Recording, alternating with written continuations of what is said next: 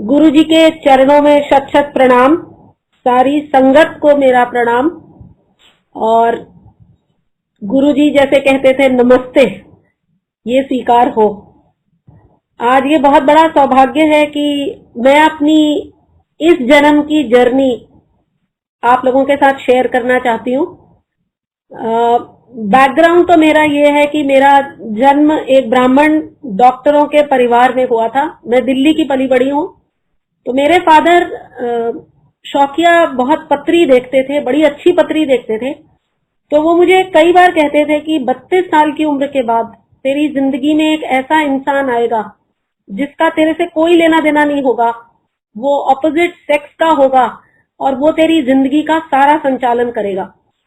तो गुरु जी के, मेरे को गुरुओं की महिमा का कोई ज्ञान नहीं था और हम लोग मजाक में, मैं और मेरी फैमिली, कि मेरा एक्स्ट्रा मैरिटल अफेयर होगा, ये करके छोड़ देते थे। 23 अप्रैल 1995 को मैंने पहली बार जिंदगी में गुरुजी के साक्षात दर्शन किए। जब गुरुजी, हमारी शादी जो धौला कुआं क्लब में हुई थी, गुरुजी मेरे हस्बैंड के सरबाले बने थे और गुरुजी के पहले साक्षात दर्शन मैंने किए थे।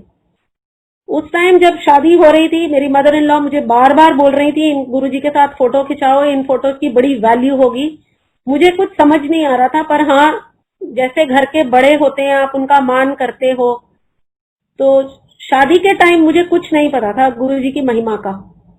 शादी के 3-4 दिन बाद मेरी ननद ने मेरे को कुछ ऐसी बातें मेरे बारे में बताई जो गुरुजी ने बताई हुई थी जब हमारा रिश्ता तय हुआ था, जो मैं काफी शॉक्ड, भी एक छोटा वर्ड है कि ऐसी बातें कैसे पता है किसी को। कुछ मैं आपसे शेयर कर सकती हूँ। जैसे गुरुजी ने कहा था कि मेरे फादर की डेथ हो चुकी थी 89 में, 95 में मेरी मैरिज हुई थी। तो गुरुजी ने मेरी मदर इन लॉ को, एक्चुअली क्या हुआ था, टाइम्स ऑफ इंडिया में एड थी, मेरी मदर ने उसमें अप्लाई किया था और सब फोटो वोटो शेयर की थी। अपेरेंटली मेरे मदर इन लॉ सारा बंडल लेके जलंधर में गुरुजी के पास गए थे। सारे बंडल में से गुरुजी ने मेरी फोटो निकाली थी और कहा था कि लड़की यही होगी। तो मेरे हस्बैंड उस टाइम गुरुजी के इतने डिवोटी नहीं थे, मेरे father in law mother in law थे। तो उन्होंने कुछ गुरुजी से शायद आर्ग्यू करा, हम लोग मिल चुके थे और हम एक दूसरे को रिजेक्ट कर चुके थे जब तक फोटोज गुरुजी के पास पहुंची। तो मेरे हस्बैंड के लिए एक बहुत बड़ा शौक था कि ये रिश्ता नहीं हो सकता क्योंकि हम तो रिजेक्ट कर चुके हैं।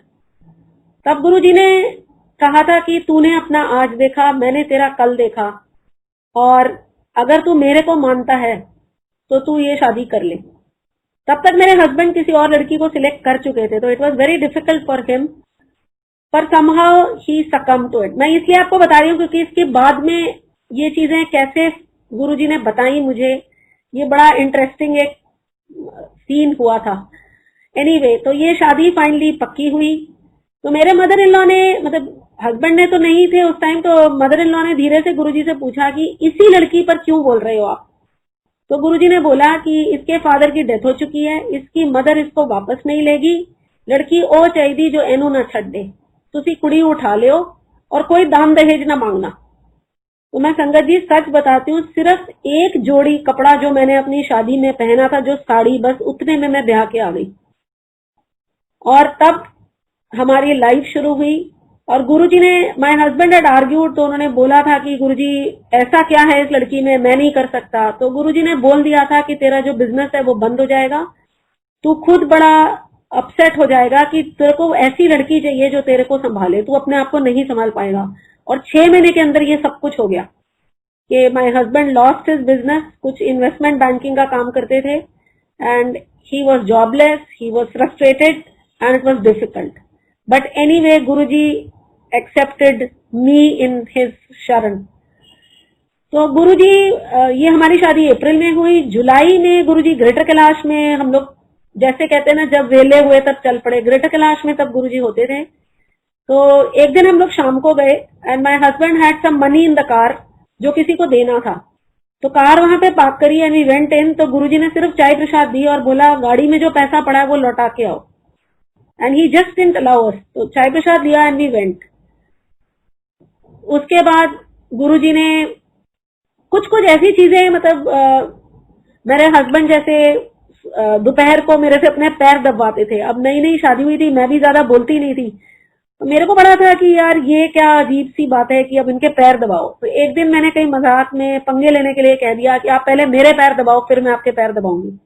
उस दिन शाम को हम ग्रेटर कैलाश मंदिर गए और Guruji was always very very loud and clear. Guruji ने कोई मम्बलिंग मैंने कभी नहीं सुनी गुरुजी ने इनकरेज की हो।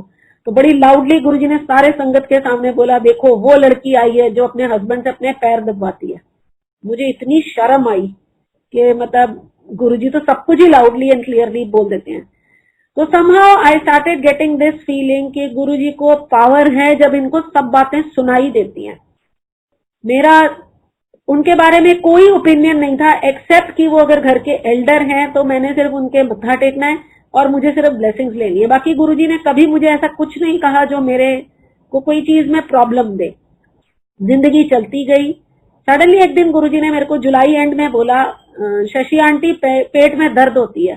एक्चुअली मैं खुद प्रोफेशनली डॉक्टर हूँ। मेरा एक परफोरेटिंग पेप्टिक अल्सर था which was going into pancreas. जब मेरे फादर की डेथ हुई थी तो लोग कहते थे कि स्ट्रेस है। एम्स में मेरी मदर बड़ी सीनियर रही हैं, तो एम्स के डॉक्टर्स ने मुझे बोला था कि आप अपनी सर्जरी करवा लो और वेगस नर्व कटवा लो ताकि आपका एसिड सिक्रीशन ना हो। That is the only method the medical world has to offer. मैंने मना कर दी थी क्योंकि फादर की डेथ हुई थी। I didn't want to go on an operation theatre table. जब गुरुजी ने बोला पेट में दर्द होती है, मैंने कहा हाँ जी गुरुजी। तो बोलते हैं पान के पत्ते लेकर आना। मैंने बात आई गई कर दी। जुलाई 95 दिसंबर 95 में हम जलंधर मंदिर गए थे गुरुजी के पास। तो मेरे मदर इन लॉ भी साथ थे और गुरुजी ने तब कहा, शशि आंटी पान के पत्ते नहीं लाई। तो मेरे को लगा मतलब पान के पत्ते में इतना बड़ा क्या रखा हुआ है। तो my mother in law she lost her head on me कि सुनते नहीं हो, किसी की बात करते नहीं हो। तो मैंने उनको धीरे से बोल दिया, मैंने कहा आपका विश्वास होगा मेरा नहीं है। Anyway my husband told me चल चल पान के पत्ते लेकर आते हैं, like we diffuse the situation. तो जलंधर मंदिर के पीछे एक लेवल क्रॉसिंग है, उधर पर एक पान की शॉप है। हम वहां तक गए और सुबह का 10 बजे का टाइम होगा और पान के पत्ते के लिए हमने उसको बोला हमें पान के पत्ते दे दो। तो पान के दुकान वाला मुझे कहता है गुरुजी ने मंगाए हैं। तो मेरे दिमाग में, क्योंकि हम बड़े गंदे लोग हैं, मतलब मैं अपनी गंदगी अपनी कम से कम आपको बता सकती हूँ कि मेरे दिमाग में है कितना बड़ा यहाँ पे फाइनेंशियल रैकेट है। ये पान बेचेगा और उस पान को मैं फंड करूंगी और उस पान के पत्तों से सारा लोग पता नहीं कहाँ जाएगा। स्मॉल थिंग लाइक पान का पत्ता and this all went in my head. तो मैंने बोला हाँ गुरुजी ने मांगे हैं। तो उसने बोला आधा घंटा रुकना पड़ेगा और उसकी बाल्टी में पत्ते थे। तो मैंने उससे आर्ग्यू करा कि ये जो, क्योंकि पान की दुकान पे खड़े होना मुझे बड़ा ह्यूमिलिएटिंग एक्सपीरियंस लग रहा था। तो मैंने को गुस्सा आ रहा था कि मैं वहां क्यों खड़ी हूँ और वो भी दिन के 10 बजे। तो मैंने उसको बोला ये बाल्टी में जो पत्ते ये दे दे। तो कहता है कि नहीं गुरुजी के वहां फ्रेश पत्ते जाते हैं, तोड़ के लाने पड़ेंगे। आधा घंटा उसने हमें वेट कराया in which I died I don't know how many number of times of shame. Anyway वो पान के पत्ते में लेकर आई। तो 10:30 पौने 11 हुए होंगे और गुरुजी ने मेरे को बोला जा ऊपर जाके सो जा। अब मुझे लगा 11 बजे कौन सो जाता है दिन में। मैंने कहा मुझे नींद नहीं आई है। तो गुरुजी ने फिर बोला जा ऊपर जाके सो जा। मेरी थोड़ी सी आर्ग्यूमेंटेटिव टेंडेंसी हो गई। तो मेरी ननद ने मुझे बोला अगर कह रहे हैं तो तू ऊपर चली जाना, तू सो या ना सो उससे तेरे को क्या फर्क पड़ता है। तो मैं ऊपर चली गई और वहां गुरुजी का झूला और वो रेड कारपेट वो मेरे आज तक दिमाग में तरोताजा है। और मैं पता नहीं कब सो गई, मुझे कोई होश नहीं, मुझे कुछ नहीं पता कब नींद आई, कब मैं गिर गई। 3 बजे का टाइम होगा जब मेरी ननद मेरे को धक्के मार मार के उठा रही थी कि जल्दी उठ तेरे को गुरुजी ने नीचे बुलाया। मैंने अपने होश संभाले क्योंकि मैं कभी बिना चादर ओढ़े नहीं सोती हूँ। अगर मैं ट्रेन में होती हूँ तो मैं बिल्कुल नहीं सोती हूँ क्योंकि मुझे लेटने में बड़ी शर्म आती है। एंड जब मैं उस टाइम उठी तो मैंने देखा मेरे ससुर भी हैं, मेरे हस्बैंड भी हैं, बगल में लेटे हुए हैं। मुझे बड़ी शर्म आई कि मैं अपने ससुर के सामने बिना चादर ओढ़े लेट कैसे गई। एनीवे मैं जब तक नीचे आई तो मेरे मदर इन लॉ वहां बरामदे में जहाँ एक्वेरियम होता था जलंधर मंदिर का वहां बैठे हुए थे और सामने गुरुजी का ट्रीटमेंट रूम था। तो उन्होंने मेरे को बोला जाओ जाओ अंदर जाओ, गुरुजी ने बुलाया। मैं आपको अपनी नीचता बताना चाहती हूँ कि मेरे दिमाग में आया हाय राम मेरी सास को देखो, मेरी नई नई शादी हुई है, मेरे को अकेले पराया आदमी के साथ एक कमरे में बंद कर रही है। कितनी घटिया औरत है ये। और इस ख्याल से, और अगर आपको याद हो तो वो ट्रीटमेंट रूम पर एक वो डोर क्लोजर लगा होता है, लेकिन मैंने अपना पैर उसमें अड़ा के मैं उस कमरे के अंदर गई। मुझे गुरुजी की महिमा का कोई आभास नहीं था, लेकिन ये गंदगी मेरे दिमाग में चल रही थी। तो गुरुजी ने मुझे तुरंत बोला कि शशि आंटी जब भी मैं बुलाऊं ना तो अरविंदो नाल लाई। मेरे को लगा बड़े अच्छे गुरुजी हैं, इनको तो सब पता है। मैं गई दौड़ के अपने हस्बैंड को बुला के लाई। गुरुजी ने हमको लिटाया, मेरे को दीवान पर और मेरे हस्बैंड को कारपेट पे, पान के पत्ते पेट पे लगाए, मेरे भी और मेरे हस्बैंड के, स्टील की करछी फेरी और गुरुजी सामने से चले गए। कमरे में और कोई नहीं था। तो मैंने अपने हस्बैंड से पूछा तेरे कानों से धुआं निकला? क्योंकि मेरे को मतलब एक मेडिकल दिमाग कहाँ बिलीव करेगा इन सब चीजों में। तो वो कहने लगा पता नहीं, कहते तो हैं लेकिन गुरुजी ऐसा इलाज करते हैं। मैं कहा एक और तू आया, ऐसे इलाज करते हैं, हो जाएगा। एनीवे, 1 घंटे के बाद मेरे मदर इन लॉ आए, कहने लगे गुरुजी ने कहा है इसे पानी में बहा देना इन पत्तों को। तो रास्ते में जब हम जलंधर से वापस जाएंगे चंडीगढ़, रास्ते में बड़ी सारी कैनाल्स आती हैं, उसमें डालना है। हम आ गए और समहा मेरी दर्द चली गई, लेकिन ईगो इतनी ज्यादा होती है कि आप मानते नहीं हो, और मैं भी उनमें से एक। तो मुझे क्या लगा, नहीं नहीं, I am eternally happy in my married life, इसलिए ये अल्सर हील हो गया। 15-20 दिन तक, जब तक मुझे पेन नहीं हुई, उसके पहले 89 से 95 आप जानिए 6 साल तक खाली पेट रहूं तो दर्द हुए, कुछ खाऊं तो दर्द हुए, क्योंकि स्टमक और फर्स्ट पार्ट ड्यूडेनम मेरा पूरा अल्सरेटेड था, विच वॉज परफोरेटिंग। तो हालत हो रखी होती थी मेरी। और सडनली आप सोचो कि आपकी वो दर्द चली जाए, आप मान नहीं सकते। काफी देर बाद मेरे को रियलाइज हुआ कि हाँ, मेरी दर्द चली गई है। और ऊपर से वो गुरुजी का हरी मिर्च वाला लंगर जो गुरुजी प्यार से खुद बैठा के खिलाते थे, चपातियां गुरुजी डालते थे, चाय प्रसाद, जो चीजें मना होती हैं अल्सर के पेशेंट को, वो सब चलने लग गई। और मैंने इतना बढ़िया खाना कभी नहीं खाया था अपनी जिंदगी में। मैं तो बड़ा लूट लूट के लंगर खाती थी और गुरुजी बड़े प्यार से खिलाते थे, तो कोई वो नहीं। तो पूरे आनंद की प्राप्ति मेरे को होने लगी। एक बार जलंधर मंदिर में पीछे, मतलब वो जो एक्वेरियम वाली साइड है, उधर बैठी हुई थी। ज्यादा मैं लोगों को जानती नहीं थी, पर हाँ, जैसे कोई बैठा है कुछ बोल रहा है तो सुन लेती थी, अगर सुन जाए। कान लगा के नहीं सुनती थी, पर हाँ सुन रहे थे। तो एक किसी बात पर हंस रही थी मैं किसी के साथ, जब गुरुजी वहां से निकले और बोलते हैं मुझे, देखो कितने आराम से बैठ के हंस रही है, इन्हों नहीं पता मैंने इसके कितने ऑपरेशन कर देते। मैंने सिर्फ मन से गुरुजी को शुक्राना करा, क्योंकि मुझे अब ये पता चल गया था कि गुरुजी अगर मैं कुछ गलत सोचती हूँ, गुरुजी पक्का मेरे को बोलते हैं। गुरुजी ने मुझे अपनी ये पावर दिखा दी कि जो मैं सोचती भी हूँ वो भी गुरुजी को पता है, और distance does not make any difference. Delhi में सोचा, वो गुरुजी ने जलंधर में बता देना है, तो और बोलना भी जरूर है, चूकेंगे नहीं गुरुजी अगर मैंने। तो धीरे धीरे मेरे को ये पता चल गया कि अब मैं कुछ गलत नहीं सोच सकती, कुछ गंदा नहीं सोच सकती, और मुझे जरूरत नहीं है।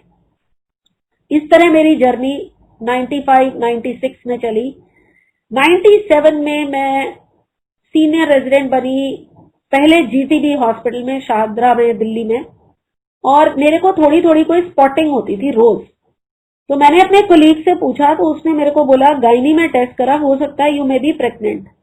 तो मैं उस दिमाग से अपना चेकअप कराने गई। जब पता चला कि प्रेगनेंसी नहीं है, तो I have to be investigated for a cancer. मेरे 1-1.5 साल तक टेस्ट होते रहे, सब कुछ होता रहा, मेरी डीएनसी भी हुई, and finally I arrive with the diagnosis of uterine cancer. मेरी जिंदगी खत्म हो गई, क्योंकि मेरी mother is a cancer specialist, she is no more now. वो यूएस इमिग्रेट कर गई थी, और ब्रदर्स, मेरे 2 ब्रदर्स हैं, दोनों यूएस में हैं। बड़ा वाला ऑन्कोलॉजिस्ट है, लेकिन वो भी जा चुका था। और इस साइड की फैमिली में मैं कुछ बोल नहीं सकती थी, और मेरी कोई फैमिली नहीं हुई थी। तो मुझे ये पता था कौन सी सास एक बहू जिसके यूट्रस में कैंसर हो उसे एक्सेप्ट करेगी। तो I decided not to take chemotherapy. I was advised by the AIIMS HOD, and I decided I would rather die. उसके बाद मेरा हस्बैंड दूसरी शादी कर ले, मेरे को चलेगा। तो मैंने किसी को कुछ नहीं बताया, and I did not take the treatment.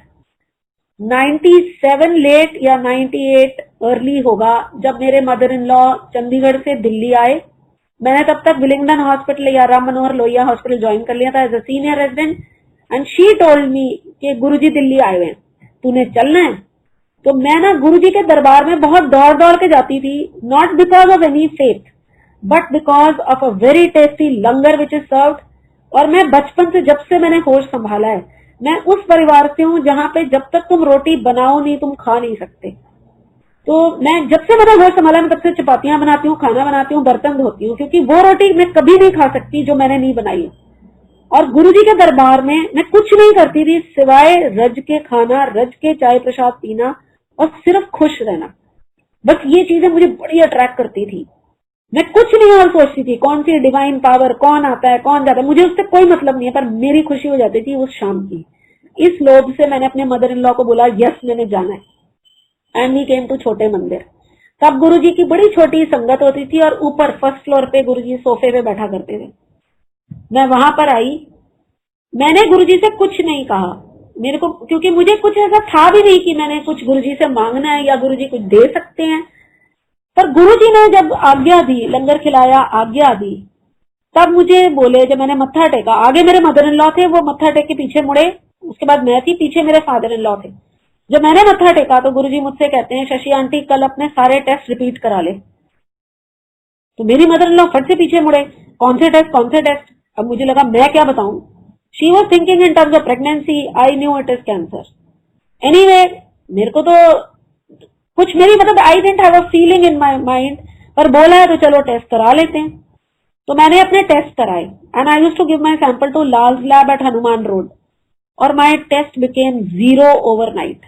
1 साल से 1.5 साल से उसमें कैंसर चल रहा था, वो 0 हो गया। मैंने अपनी गायनेकोलॉजिस्ट को रिपोर्ट किया। शी सेड नहीं नहीं सैंपल में गड़बड़ हुई होगी, दोबारा सैंपल दे, मैं फोन पे बात करती हूँ।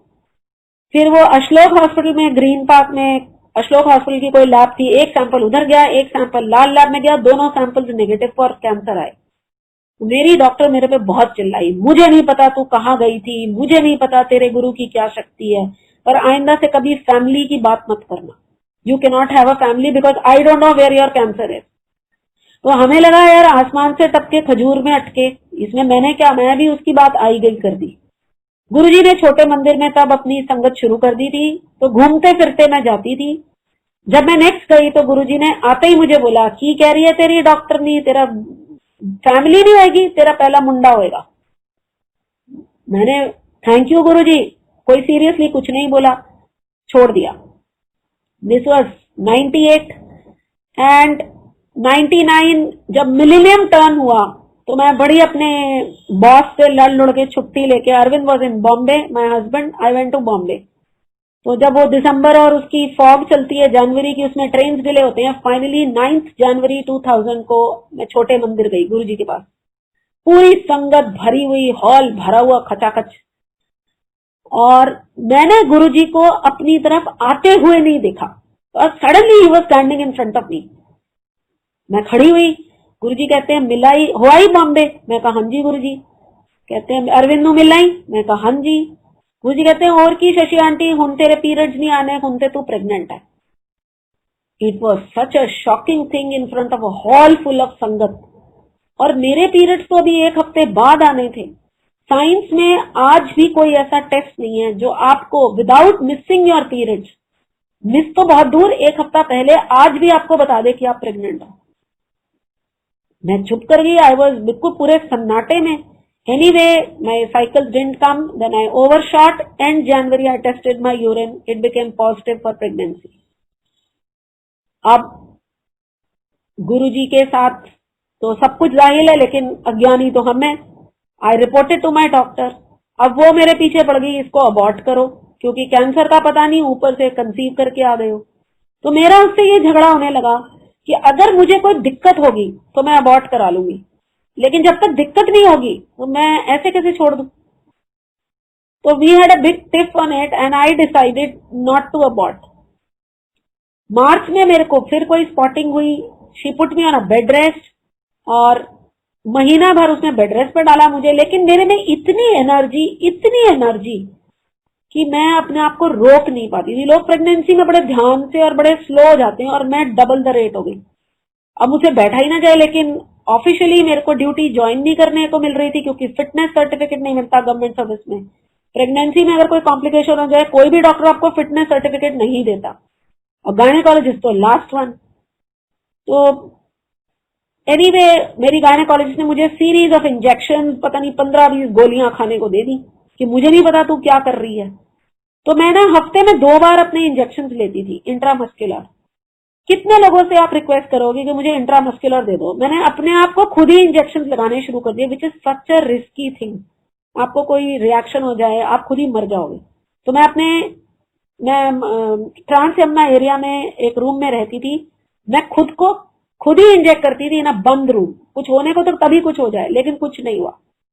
फिर मैं इंजेक्शन से तंग आ गई। फिर एक दिन मैं गुरुजी के पास गई और मैंने गुरुजी से बोला, गुरुजी मेरे को ना इंजेक्शन नहीं लेने। तो गुरुजी अपने वो टिपिकल स्टाइल में मुस्कुराए, मुझसे कहने लगे ले ले। मैं चुपचाप वापस आ गई, पर मैं कन्विंस थी कि मेरे नहीं लेने। मैं फिर गई 1 हफ्ते के बाद, फिर मैंने गुरुजी से बोला, तो गुरुजी ने मेरे को बोला ले ले। और मैं बहुत स्पॉन्टेनियस हूँ अपनी पर्सनालिटी में। तो मैंने फट गुरुजी को बोला, मैं कहा गुरुजी मैं आपसे पूछने नहीं आई हूँ, मैं आपको बताने आई हूँ। And then I realise what have I spoken. तो गुरुजी हंसे और मुझसे बोलते हैं, अच्छा ठीक है, हर हफ्ते तू यहाँ पर आना, मैं तेरे को प्रसाद ब्लेस करके दूंगा और तू वो हर हफ्ते प्रसाद खाना। आप सोचो कहाँ आपकी दवाइयां और कहाँ आपके इंजेक्शन और कहाँ गुरुजी का लंगर और कड़ा प्रसाद जो गुरुजी हाथ से बांटते थे। What a compromise.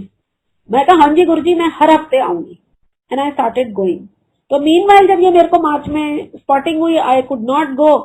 महीना ऐसे ही निकल गया। मैंने अपने मदर इन लॉ को बहुत रिक्वेस्ट किया, वो लोग दिल्ली आए थे कि आप मेरे को ले जाओ, लेकिन कोई ले जाने को तैयार नहीं कि कार में कुछ हो जाएगा, ये हो जाएगा, वो हो जाएगा। फाइनली जब सबने मेरे को छोड़ दिया, मैं एक दिन खुद ही गाड़ी उठाई और पहुंच गई। तब ये आई थिंक मार्च तो नहीं होगा, अप्रैल, बैसाखी का फंक्शन होके चुका था और बड़े मंदिर में सेकेंड डे फंक्शन हो रहा था। तो व्हेन आई वेंट देयर, तो गुरुजी कहते हैं हुन आई है। तो हमारा तो एक बढ़िया तरीका होता है, हम हर चीज पे तो परमात्मा को ब्लेम करते हैं। सुख में तो नहीं करते, दुख में तो हमेशा कहते हैं परमात्मा का दिया है। मैंने भी गुरुजी को बोला, मैं गुरुजी आप ही ने तो मेरे को रोक के रखा हुआ था।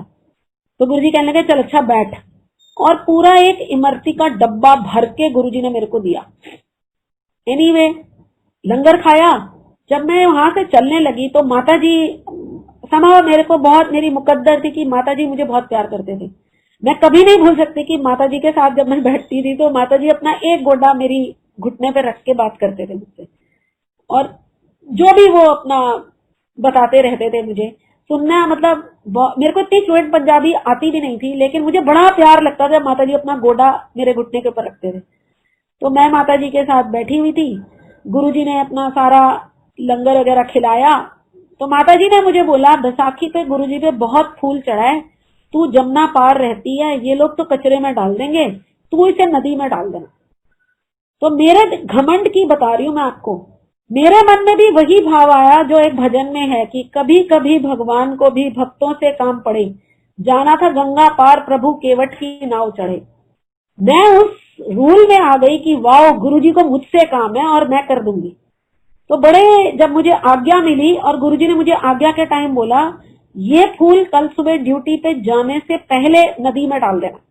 और गुरुजी ने मुझे ये भी बोला तू निजामुद्दीन फ्लाईओवर से आया जाया ना कर, तू ITO लिया कर। तो मैंने कहा ठीक है गुरुजी, अब आई एम ऑब्लाइजिंग यू। इस एटीट्यूड से मैंने सेवादार को बोला जो गुरुजी पे फूल चढ़ा है उसको दे दो। मेरी इमेजिनेशन 2 लिफाफा भर के फूल के बियॉन्ड नहीं थी। और जब वो सेवादार फूल लाया, वो इतने बड़े बड़े 2 टोकरे कि वो जो छोटी सी मारुति 800 है वो तो बहुत छोटी लगने लगी। तो मैंने मन में गुरुजी से बोला गुरुजी मेरा अहंकार तो आपने तोड़ दिया, बहुत अच्छा किया, लेकिन अब ये सेवा किसी को और को मत देना, ये मैं ही करूंगी। सुना है आप गाड़ी बड़ी कर देते हो, आप जो भी करो या टोकरे छोटे करो, जो भी करो, ये सेवा मेरे से लेना मत। और उस दिन मुझे बड़ी शर्म आई कि हम क्या सोचते हैं। एनीवे गुरुजी ऑब्लाइज्ड, गाड़ी में वो फूल फिट हो गया। मैं अपनी एक बड़ी दूर की मेरी आंटी, बहुत बुजुर्ग, बस हम 2 जने, और पूरी मारुति 800 पीछे सीट गिरा के फूलों से भरी हुई, इतना फूल। हम वो गाड़ी चला के लाए और ITO के पुल पर, अब हमें तो कोई ज्ञान नहीं, रात का 1-2 बज रहा था। मैंने एक जगह खड़े होकर रैंडमली, जो मेरे हिसाब से सेंटर ऑफ द रिवर होगा, वहां से खड़े होके वो 2 फूल के टोकरे नदी में प्रवाहित किए। दूसरे दिन मैं काम पर आई। जमुना पार से विलिंगडन हॉस्पिटल में जब ड्यूटी पर आती थी 13 किलोमीटर की ड्राइव होती थी। तो मैं जब वापस जा रही थी तो 4 बजे का टाइम था। पुराना आईटीओ, मतलब अब तो बड़ा रिवैम्प हो गया, उस पर बम्पर टू बम्पर ड्राइव होती है, उस पर कोई रीजन नहीं होता कोई गाड़ी रुके। और जब वो गाड़ी रुकी, मैं जब उसके पीछे चल रही थी तो suddenly the car in front of me halted. और रात को जब मैंने फूल डाले थे, मैंने इलेक्ट्रिक पोल का नंबर पढ़ा था, ऐसी क्यूरियोसिटी कि मैंने कहां पे डाले हैं। तो मेरे सामने की गाड़ी सडनली हॉल्ट करी। I thought my car will bang into it, it did not happen. मेरे पीछे रियर व्यू में ब्लू लाइन बस मुझे दिखी, मुझे अपनी मौत पहली बार नजर आई। I knew I will be dead when the blue line bus went on to the pavement and it was the same spot जहां कल मैंने फूल बहाए थे। तब मुझे समझ आया कि यहां से फूल मैं बहा चुकी हूँ। तभी गुरुजी ने कहा था ड्यूटी पे जाने से पहले डालना। मैं इतने सन्नाटे में आ गई क्योंकि आई टू लिव अलोन, और मुझे ये पता था कि अगर आज मैं जिंदा ना बचती तो किसी को ये पता भी नहीं चलता कि मैं खत्म हो गई। सड़क के किनारे आधा घंटा I sat down, got my nerves back. मैं घर नहीं गई, मैं वापस मुड़ी और गुरुजी के पास गई। तब 7 दिन गुरुजी की संगत होती थी। मैं मंदिर में घुसी, छोटे मंदिर में। गुरुजी अपने रूम के पास वहां डोर से आए और मुझे कहते हैं, हो गया तेरा दूसरा जन्म? I didn't have words to say. मैंने कहा हाँ जी गुरुजी। तो गुरुजी ने मेरे को एक ब्लेसिंग और दी। कहते हैं तेरे को ना इस जन्म में मैंने इतना ब्लेस करा है, तूने सिर्फ सेवा करनी है और तेरे पास जितनी तेरी नॉलेज है वो हमेशा रहेगी, लेकिन अगर तू इस मेडिकल नॉलेज के पैसे कमाएगी ना, ये नॉलेज तुझसे चली जाएगी। और आप सोचो, वो दिन के बाद मेरी प्रोफेशनल लाइफ भी बदल गई। I started doing well in my field. मेरी life professionally was gaining momentum, life चलती रही।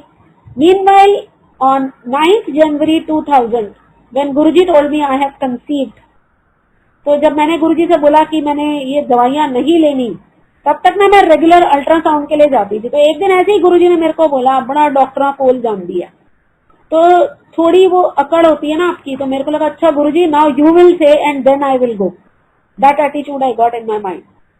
और मैंने कोई एंटीनेटल चेकअप नहीं कराया टिल इन अबाउट मई जून। गुरुजी एक दिन कड़ा प्रसाद दे रहे थे तो मुझसे कहने लगे, शशि तेरी डिलीवरी चंदी मंदिर में होगी, तेरा सौरा उत्थे कमांडेंट सी, तूने अपनी डिलीवरी चंदी मंदिर में करानी है। अब ऐसा है, मैंने तो सिर्फ लोगों के तजुर्बे सुने थे। कौन सी लड़की ससुराल में अपनी डिलीवरी कराई? मुश्किल है। लोग तो मायके जाते हैं, पर मेरी मदर ने मेरे वो ऑप्शंस बंद कर दिए थे। तो मेरे को था मैं अकेले करा लूंगी, जो भी है सर्वेंट्स यूज कर लूंगी, जो भी I will manage on my own.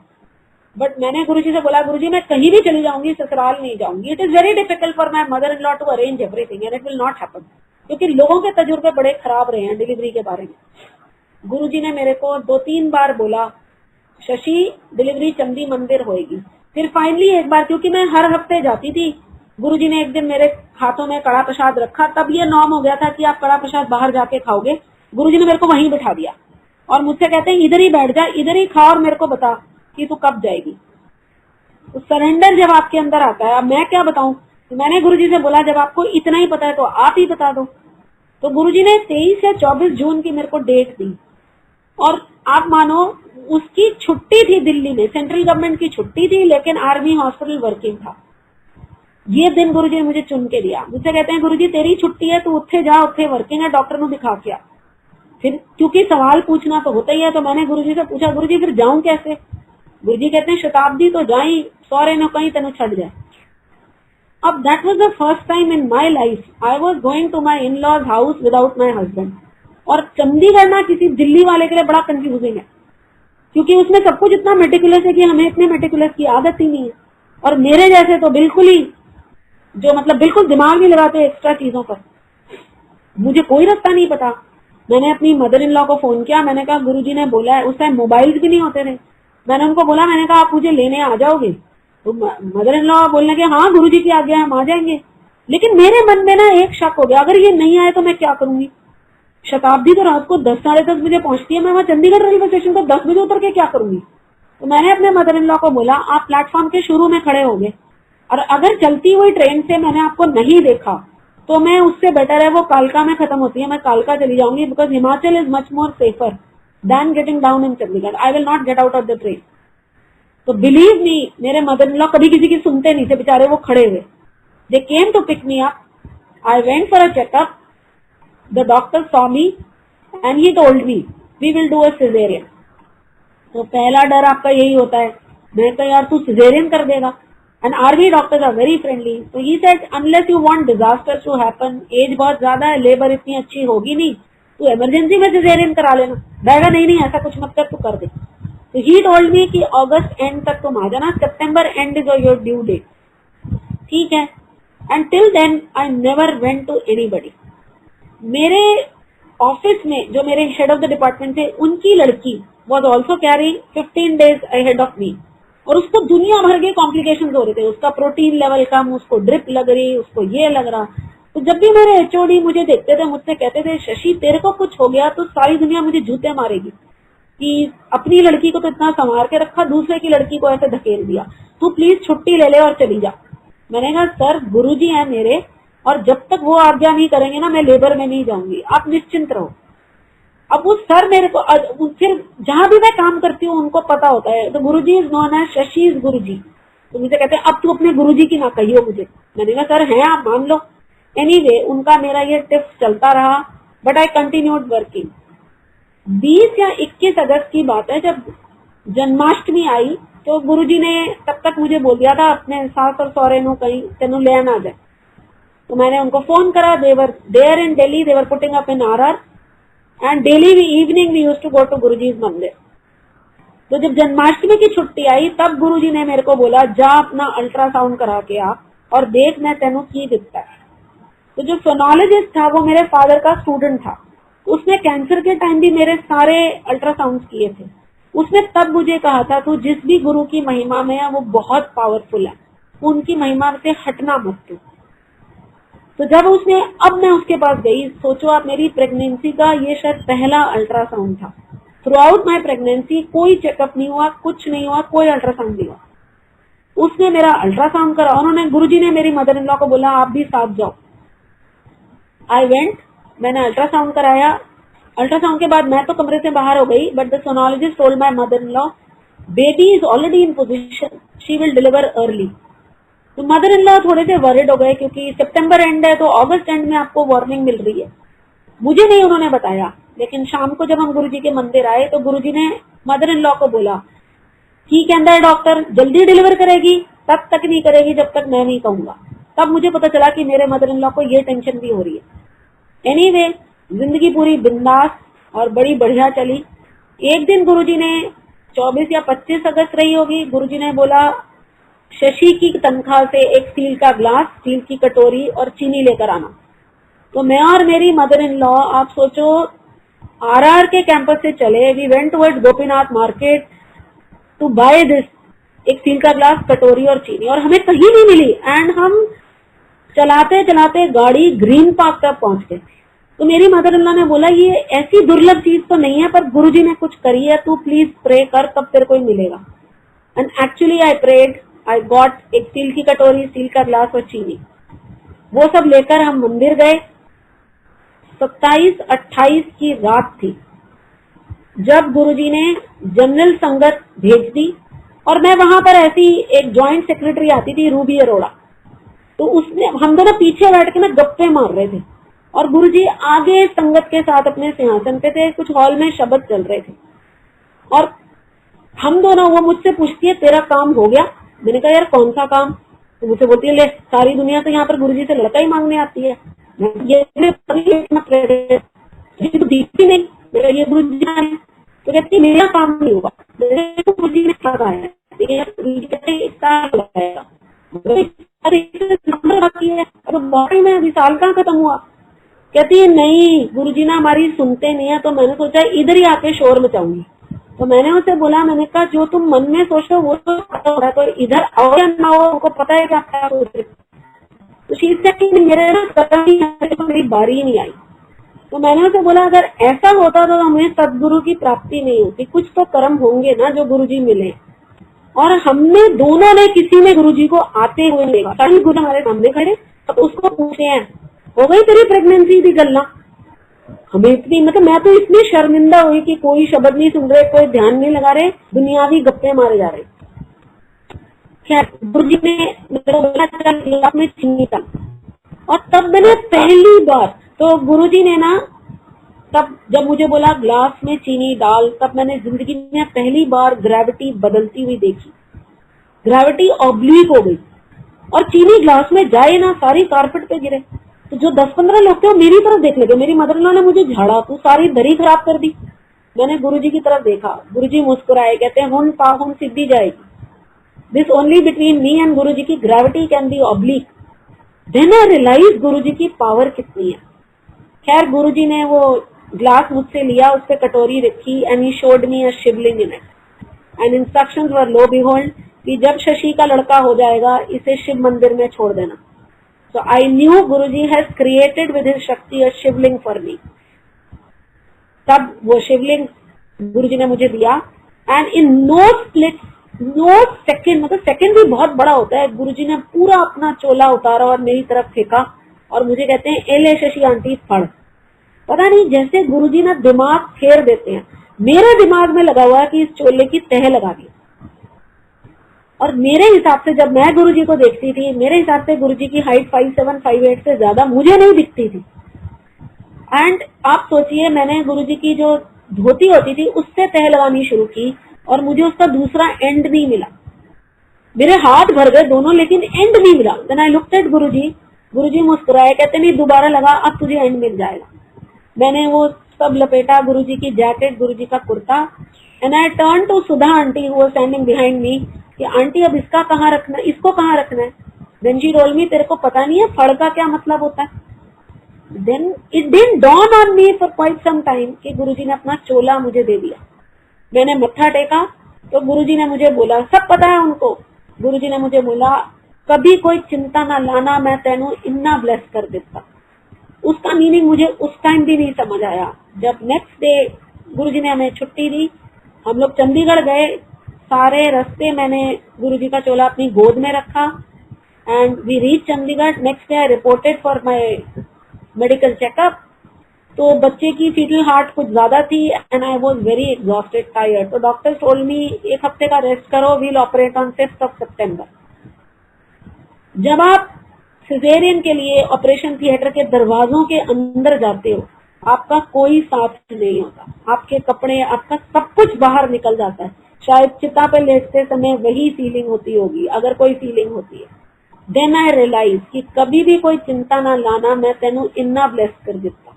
सारे परिजन आपके दरवाजे के बाहर छूट जाते हैं। I went on to the OT table, the doctors were little late, I was made to wait on the OT table and even then Guruji had given me so much of power कि I was not upset, कि anesthetist got upset. He told me nobody in the world smiles on the OT table which you are doing with these OT lights on. Tell me, आपकी शक्ति कहाँ है? Then I told him about Guruji and I don't know when I got the anesthesia, I don't remember anything and I think when I got up the whole world was congratulating me कि तेरा बेटा हुआ। It was such an effortless pregnancy, such an effortless delivery कि मैंने अपने husband को आके recovery room में बोला, यार पता नहीं लोग इतना शोर क्यों मचाते हैं, ऐसी बात है तो मैं तो 10-12 बच्चे कर दूं। और 2 महीने बाद जब मैं on the way from Chandigarh to, my husband had relocated to Bombay, तो हम लोग बॉम्बे जाने के लिए दिल्ली आए, गुरुजी के मंदिर गए, तो गुरुजी ने आते ही बोला ठीक है दिया 10-12 बच्चे कर दे, कोई नहीं तेरा दूजा भी मुंडा होएगा। समा मेरी देवरानी के 2 लड़के रहे हैं, she is senior to me by age. मेरे को था नहीं गुरुजी मुझे तो लड़की चाहिए, और मेरे फादर हमेशा पत्री देख के मुझे कहते थे कि तेरे किस्मत में लड़की का योग नहीं है। तो आप आर्ग्यू करने के लिए बोलते हो कि कोई नहीं मेरी बहुएं मेरी बेटियों की तरह होंगी। देन ही टोल्ड मी तुम उतना रहोगी नहीं, you will die by 53, there is no life beyond that, so you will never have a daughter। अब उस टाइम तो जब बोलते थे तो फर्क नहीं पड़ता क्योंकि आप छोटे होते हो, लेकिन जब आपकी जिंदगी में वो फेज आने लगता है तब आपको वो सब कुछ चाहिए जो आपकी किस्मत में नहीं है। And I started praying to Guruji कि मेरा नेक्स्ट चाइल्ड लड़की होगी। बड़े लोगों के गुरुजी ने सत्संग सुनाए जिसमें हर बार यही मैसेज आता था कि आगे लड़की पालने का जमाना नहीं है। फिर एक दिन मैंने गुरुजी को बोल ही दिया, मैंने कहा गुरुजी आपको क्या लगता है ये बच्चे मैंने पालने हैं? पालने तो आपने, अगर आपकी कैपेबिलिटीज में कमी है तो मुझे लड़की मत देना, नहीं तो मुझे लड़की देना। क्योंकि वो एक दिन जब रक्षाबंधन होगी मेरा लड़का इंतजार करेगा, और मैं नहीं चाहती कि मेरा बेटा किसी का भी इंतजार करे, उसकी अपनी बहन होनी चाहिए। और आप सोचो, I conceived again, in between मेरा ड्रॉप भी हुआ, आई कंसीव्ड अगेन, एंड 7वें महीने में I was in Bombay with no antenatal checkup, no idea how many children I have. क्योंकि जब मैं डिलीवरी के लिए फिर जलंधर मंदिर आई, वहां मुझे बब्बर आंटी मिली, and she asked me, Shashi are you carrying twins? मैंने कहा मैंने तो अल्ट्रासाउंड ही नहीं कराया, मुझे पता नहीं, पर अब तो जितने भी हो जाए मुझे कोई फर्क नहीं पड़ता। शी सेड तू डॉक्टर हो गए, तेरे को ये नहीं पता कि तेरे कितने बच्चे हो रहे हैं? मैंने कहा पहला गुरुजी ने दे दिया, आगे जो देंगे सही देंगे। शी वॉज शॉक्ड, बट गुरुजी ने उस टाइम जब मैंने अपना चेकअप कराया बिफोर गोइंग टू जलंधर मंदिर, तो डॉक्टर टोल्ड मी 12 अप्रैल को हम तेरा इलेक्टिव सिजेरियन करेंगे, कमांड हॉस्पिटल लगे। अब 12 April happen to be my mother in law's birthday, तो मुझे लगा नहीं, why should my child share the date of birth. तो मैं अपने हस्बैंड से लड़ने लगी कि डेट चेंज कराओ, इट्स एन इलेक्टिव सिजेरियन, एक दिन पहले एक दिन बाद भी हो सकता है, इसको चेंज कराओ। But somehow the family was not for it. तो मेरे मन में बड़ी वो उथल पुथल चल रही थी कि why should it be the same day. And I went to Jalandhar मंदिर कुछ दिन पहले, तो गुरुजी ने गेट पर ही मुझसे पूछ लिया कदों की डेट मिली है। मैं कहा गुरुजी 12 तारीख की। कहते हैं 12 नू नहीं 5 नू कराओ। आप सोचो, मतलब किसी को मैं बता नहीं सकती कि गुरुजी आप कितने बड़े हो जो आपने डेट चेंज कर दी। और मैं बड़ी खुशी खुशी, दो the family didn't like it, पर मैं वापस आई, गुरुजी ने जब आज्ञा दी जलंधर मंदिर से, and I got myself operated on 5th। I had to fight with the operating surgeon, a little bit fight in the sense you have to argue. और 7th को वो डॉक्टर जब राउंड्स पर आया and he was alone with me, he asked me किसने date change की थी, did you take a second opinion? मैंने कहा इसका मतलब कुछ हुआ है टेबल पे, if you promise to tell me the truth I will tell you. He was Sikh, colonel Kanwar, and I told him कि नहीं मेरे गुरुजी की आज्ञा। अब ही न्यू द महिमा ऑफ गुरुजी, तो ही टोल्ड मी शशि आजकल के जमाने में ऐसे गुरु नहीं मिलते। मैंने कहा मेरी लक है। कहते तेरा गुरु में इतना विश्वास है शशि, तू जिस भी गुरु की शरण में है बहुत पावरफुल है। And then he told me कि मैंने जब तेरा चेकअप किया था you were perfectly all right. मैंने तो बोला मैं तो फिर जलंधर भी गाड़ी चला के गई और जलंधर 2-3 दिन रहकर फिर वापस आई। He told me when I operated your uterus had ruptured and the baby was out. Medical terms में within 24 hours you would have died. somehow it didn't happen. This is Guruji. This is the power of Guruji. I have beaten personally in my entire life till now 26 times the deaths as I know. Guruji ने तो और भी बड़ी की। This is the second time then this happened. Then I got a beautiful daughter. जब मेरे को ये खबर मिली कि मेरी बेटी हुई है, तो मैंने गुरुजी से मन ही मन पूछा, बोला मतलब कि गुरुजी इसके बाद मैं आपसे जिंदगी में कभी कुछ नहीं मांगूंगी। आज तो आपने मुझे वो दिया जो मेरी मुकद्दर में भी नहीं था। और बच्चों के नाम गुरुजी नहीं दिए, बेटे का नाम समीर, बिटिया का नाम श्रद्धा। मतलब इतने अनयूजुअल नेम्स। और गुरुजी के जब बेटा पैदा हुआ, इसके माथे पर गुरुजी का तिलक है जो उसको ही नहीं दिखता, बाकी सबको दिखता है। तो मैं ये देखती हूँ चलो तेरे में घमंड ना आए, लेकिन तो मेरे मदर इन लॉ हमेशा कहते थे कि अगर गुरुजी के तिलक वाला बच्चा है, तुझे नहीं पता किस ऋषि मुनि की आत्मा गुरुजी ने तेरे को दी है, इसे कभी पैर ना लगाना। और डे 1 से मेरे दोनों बच्चे मुझे कभी भी बच्चे नहीं लगे। I have lived my childhood with them, played with them, and they have been so mature, so understanding. I have never felt कि ये छोटे बच्चे हैं जिनको मेरे को प्रोटेक्ट करना है, क्योंकि प्रोटेक्टर तो गुरुजी है, लाने वाले भी वही, रखने वाले भी वही। And that is a very different feeling as a parent कि जैसे जैसे ये बच्चे बड़े होते गए, मेरे में ये फील आती रही कि I am incompetent to be a mother to them. Really, गुरुजी की इतनी कृपा है। मैं ये नहीं कह रही कि उनका सब कुछ सही होता है, लेकिन उनका कुछ गलत होने नहीं देते गुरुजी।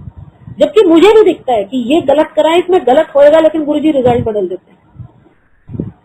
तो this happened in 2002 and Guruji ने बिटिया दी मेरे को। तो we used to come thrice to Guruji's मंदिर at least in a year. We had relocated to Bombay. मेरे हस्बैंड की कोई स्टेबल जॉब नहीं थी, तो समटाइम्स जब बच्चों को स्कूल में डालना था, and all schools take donation, we didn't have the money. तो हालत इतनी खराब हो गई थी कि पैसे नहीं थे एंड जॉब नहीं थी, और मुझे गुरुजी ने प्राइवेट प्रैक्टिस के लिए मना कर दिया था। तो रोटी कैसे खाओ। तो बॉम्बे जैसी माया की नगरी जिसमें पैसे के अलावा कोई भाषा नहीं चलती, उसमें मैं आ गई बिना पैसे के।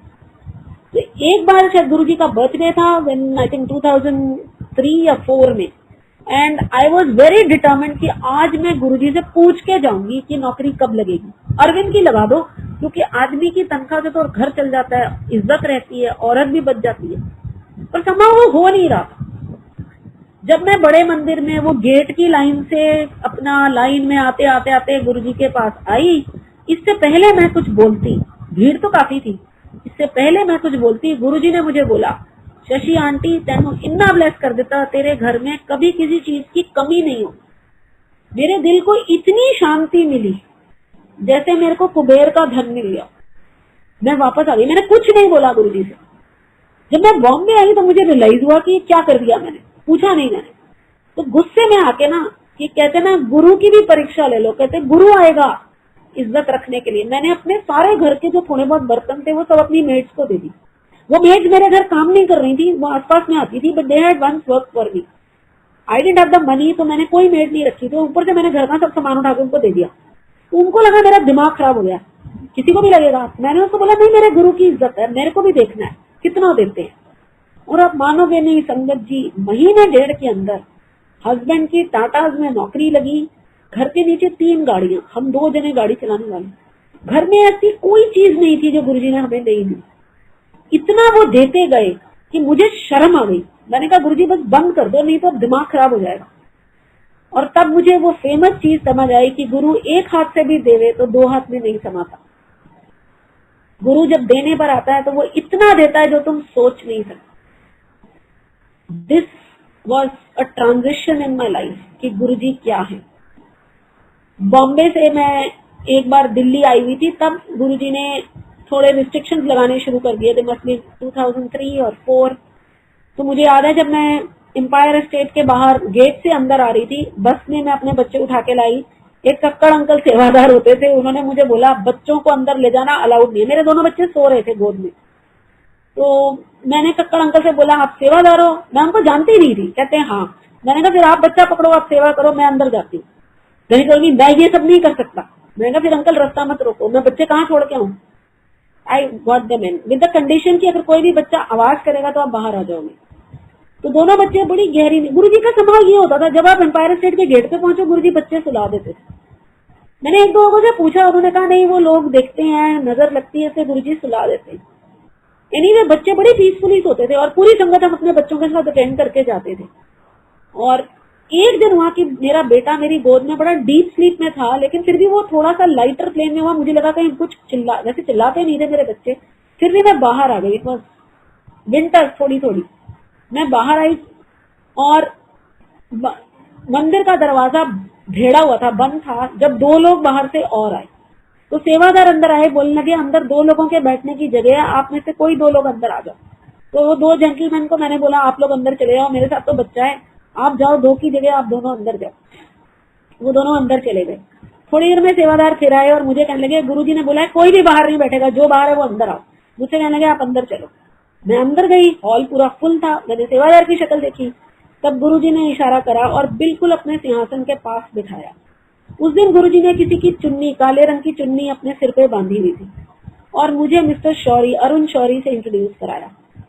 तो गुरुजी ने मुझे बोला आपने सत्संग सुना? तो मैं उनको बता रही थी कि उसमें मैंने ये भी बोला कि मुझे मेरे हस्बैंड के जितने कोलीग्स हैं उनकी वाइफ्स बोलती हैं तू बच्चों की माँ नहीं लगती, यू लुक सो यंग, तो तेरी शक्ल से नहीं पता चलता कि तू 2 बच्चों की माँ है। तो गुरुजी बोलते हैं शक्ल तो की, अकल तो भी नहीं है। मैं कहा हाँ जी गुरुजी। देन आई रियलाइज की व्हाट इज ही मीनिंग।